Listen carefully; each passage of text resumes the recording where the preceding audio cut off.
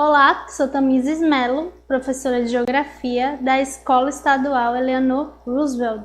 E na aula de hoje nós vamos trabalhar a modernização da agricultura.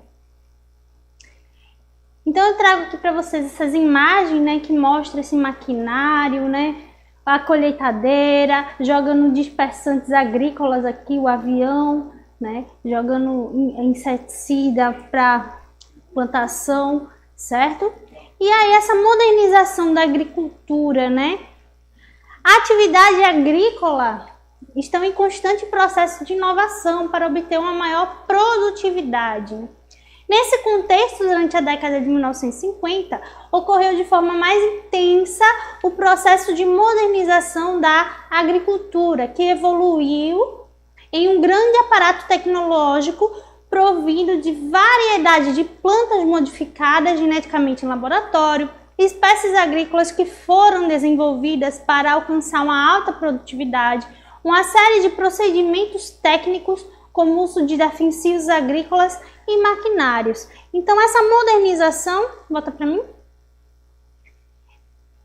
Essa modernização agrícola vem a ser justamente toda essa tecnologia aí que vem para o meio rural. Ela está muito atrelada à questão da industrialização. Com o processo de industrialização, o crescimento dessa população urbana que a gente vai ter a partir da industrialização, a gente também tem a urbanização, Nós temos uma necessidade de criar novas técnicas para essa produção no meio agrícola, certo? E aí a gente vai ter justamente essa modernização agrícola. A indústria ela vai se aproximar aí do meio rural e a gente vai passar a desenvolver insumos para o setor agrícola. A gente tem a chamada Revolução Verde, que vai ser a segunda revolução agrícola. A primeira revolução agrícola é aquela que a gente viu na aula passada, quando os seres humanos, lá no início, eles iniciam um processo de se fixar à terra. E a segunda revolução vai ser a Revolução Verde, É o nome dado ao conjunto de iniciativas tecnológicas que transformou as práticas agrícolas e aumentou drasticamente a produção de alimentos no mundo. A Revolução Verde teve início na década de 1950 no México, Seu precursor foi o engenheiro agrônomo Norman Borlaug, que desenvolveu técnicas químicas capazes de dar maior resistência às plantações de milho e trigo, além de otimizar os métodos de produção agrícola. Volta para mim. Então a Revolução Verde vai ser justamente esse início aí do processo de modernização da agricultura, tá? Ela vai surgir lá na década de 1950 e, como eu estava explicando, ela vai ser a segunda revolução agrícola. A primeira vai ser lá no período neolítico, que a gente viu na aula passada, quando os homens eles se sedentarizam, eles vão se fixar à terra devido aos processos agrícolas, e a segunda vem a ser a Revolução Verde, que é justamente essa produção de insumos, os químicos, fertilizantes, os chamados agrotóxicos, eles vão começar a surgir aqui, com a intenção de aumentar a produtividade no sistema agrícola, ou seja, o agrotóxico ele vai espantar ali as pragas, com isso eu vou ter uma maior produtividade do que eu estou plantando, certo? Os insumos, os fertilizantes, eles vão potencializar também o desenvolvimento das plantas. Então, inicialmente ela vai surgir nessa questão aí dos agrotóxicos, dos fertilizantes do solo. Depois a gente vai ter essa mecanização, do campo, onde eu trago aqui a imagem, desses tratores, a colheitadeira, a que vai fazer arar, preparar o solo, a máquina que vai dispersar esses fertilizantes. Então, a indústria vai passar a construir maquinários pesados para mecanizar e automatizar essa produção agrícola cada vez mais, devido a essa segunda revolução agrícola, que vem a ser a Revolução Verde. Então, os benefícios e as desvantagens da Revolução Verde, né? Então, a Revolução Verde baseou-se fortemente em elementos como a modificação genética de sementes, né? A mecanização da produção, como eu já vinha falando, o uso intensivo de produtos químicos, os fertilizantes, pesticidas, certo? São chamados agrotóxicos. Introdução de novas tecnologias de plantio, de irrigação, né, de colheitas. Então, assim, com a Revolução Verde, a gente vai ter a chamada agricultura irrigada. Inclusive, nós temos a agricultura irrigada aqui no nosso sertão, no estado de Pernambuco, né? Lá no Vale do São Francisco, a gente tem a fruticultura irrigada. A gente produz várias frutas, uva, a manga, certo? Na região do Vale do São Francisco, justamente porque foi uma técnica desenvolvida a partir dessa inovação tecnológica que veio junto com a Revolução Verde, que permite que a gente produza uvas no sertão, inclusive com vinhos que são produzidos lá de qualidade internacional, certo? Então, várias áreas que não eram utilizadas para o plantio por conta das suas condições climáticas naturais, elas, a partir dessas novas tecnologias voltadas para o setor agrícola, passaram a ser áreas produtoras também, certo? Então, essas técnicas e tecnologias são desenvolvidas para otimizar esses territórios, essas regiões que antes não eram utilizadas como áreas agrícolas por conta do seu clima, né? Das severidades climáticas, da condição do solo, certo? E hoje a gente já faz uma correção do solo, a gente já utiliza a agricultura irrigada, que são essas técnicas que vieram a partir da Revolução Verde.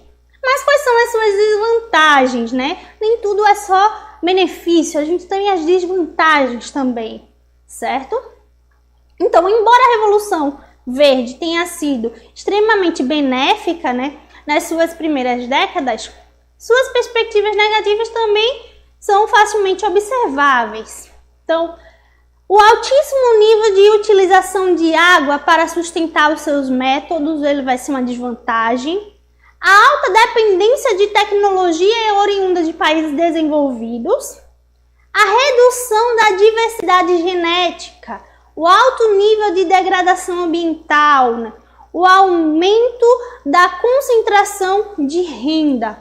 Porque a gente vai ter essas desvantagens, certo? Então, como eu disse, tem técnicas tipo a agricultura irrigada, né? Que vai depender de muita água, então você vai utilizar muita água e aí ao mesmo tempo você tem a utilização de muitos agrotóxicos que vão contaminar essa água que está sendo utilizada, que vão contaminar o solo que você está plantando de certa forma, porque são produtos químicos, é veneno mesmo para matar as pragas, certo? Então você está colocando veneno ali, veneno no seu alimento, você está colocando veneno no solo, veneno na água, porque você vai, de certa forma, reutilizar essa água, né? A gente sabe o ciclo da água, a água vai infiltrar e a gente capta essa água aí dos lençóis freáticos e elas estão sendo contaminadas por esses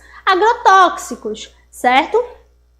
A redução da biodiversidade genética. Se eu tenho um tipo de milho que é mais resistente, a gente vai passar todo mundo a produzir só esse tipo de milho. Então vai acabar a variação do milho, né? Da soja, da cana de açúcar, porque a gente sempre vai preferir a mais resistente. Então por isso a gente vai ter uma diminuição aí dessa diversidade genética entre as espécies vegetais. E nós temos a dependência da tecnologia dos países desenvolvidos, porque são eles que vão produzir as tecnologias. Então, com isso, tem um aumento da concentração de renda. Aquela questão, o rico fica mais rico e o pobre fica mais pobre, porque você vai ter que desembolsar muito dinheiro, muito recurso para poder ter acesso a essas tecnologias. Então, por isso que isso vai ser uma desvantagem aqui da Revolução Verde. Temos os organismos geneticamente modificados e os transgênicos, certo? Então, no fim do século XX, né, as pesquisas científicas tiveram grande evolução, principalmente nos setores relacionados à moderna biotecnologia. O processo científico também chegou no setor agrícola, né, formando os organismos geneticamente modificados, né, críticos aos organismos geneticamente modificados entendem que a biotecnologia pode ocasionar danos à produção de alimentos, com a homogeneidade cada vez maior das espécies.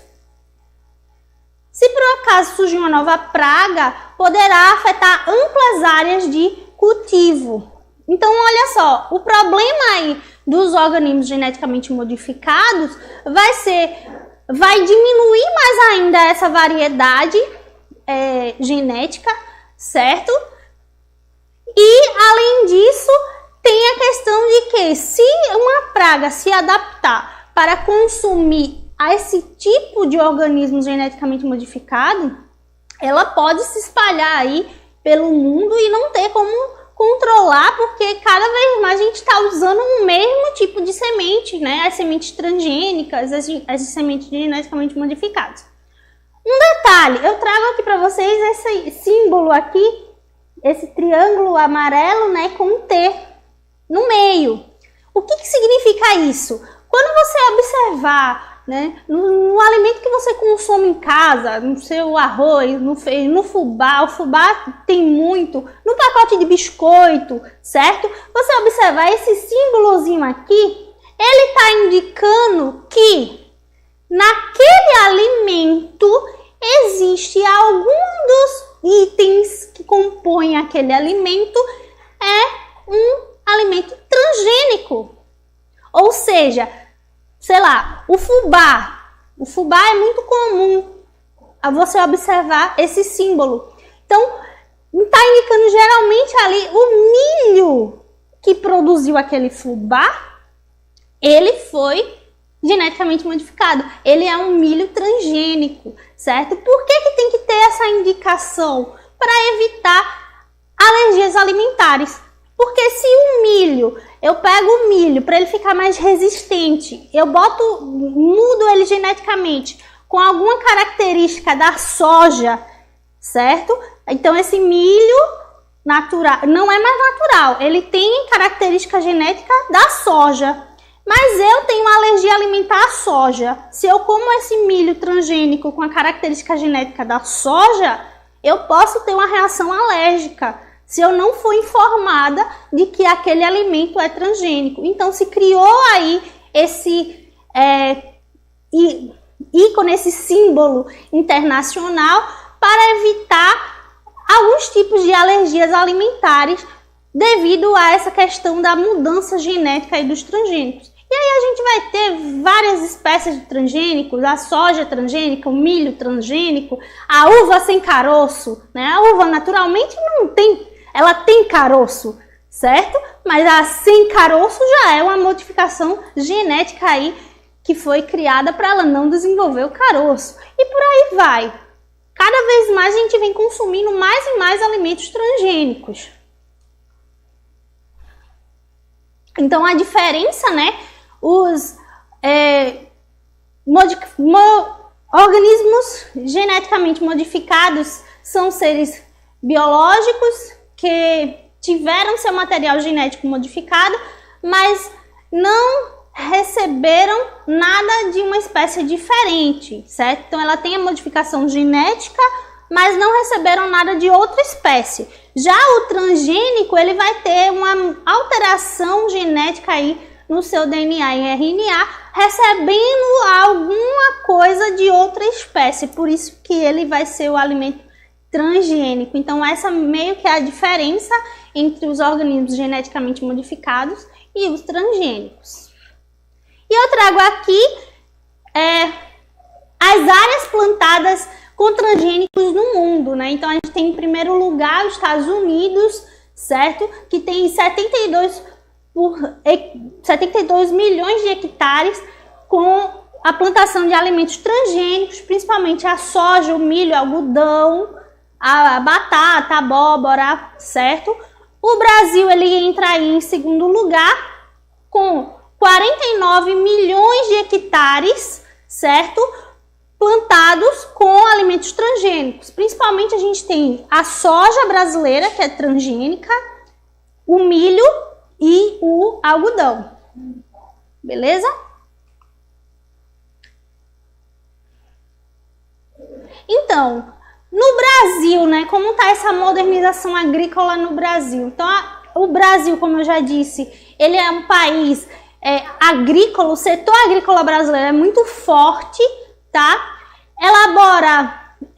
Ele compõe aí cerca de 5% do PIB brasileiro, né? Responsável por quase 100 bilhões em volume de exportação em conjuntos como a pecuária.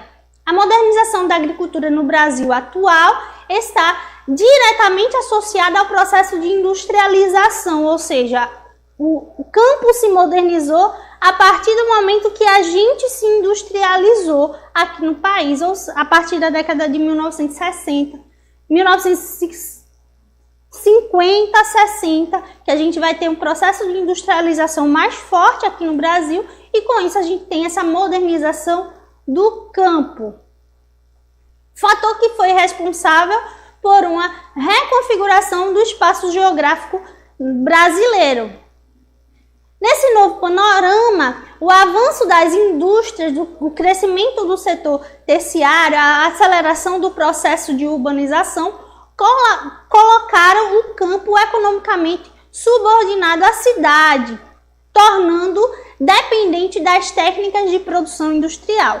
Então, como a gente se industrializou, ao mesmo tempo se urbanizou, ao mesmo tempo teve essa modernização no campo, tudo junto no mesmo período aí. Então hoje existe uma relação de interdependência muito grande entre a cidade e o campo. E o campo ele vai depender da cidade porque ele vai estar diretamente levando os insumos agrícolas aí para a indústria, certo? E aí, em contrapartida, a indústria vai trazer cada vez mais inovação tecnológica para o campo. E eu trago aqui, né, esse gráfico que mostra aí os maiores produtores mundiais e os produtos. Então, o Brasil, nesse processo de modernização agrícola, vem a ser o primeiro maior produtor de café, o primeiro maior produtor de cana-de-açúcar do mundo, o maior produtor exportador de soja do mundo, o segundo maior, produtor exportador de soja, o segundo maior produtor exportador de milho. Então, o Brasil, ele entra aí, né, em várias culturas, várias monoculturas que são expressivamente produzidas e exportadas pelo nosso país nesse processo de modernização agrícola. Então, gente, é isso. Fico por aqui. Espero que vocês tenham aproveitado bem essa aula de hoje e até a próxima. Tchau!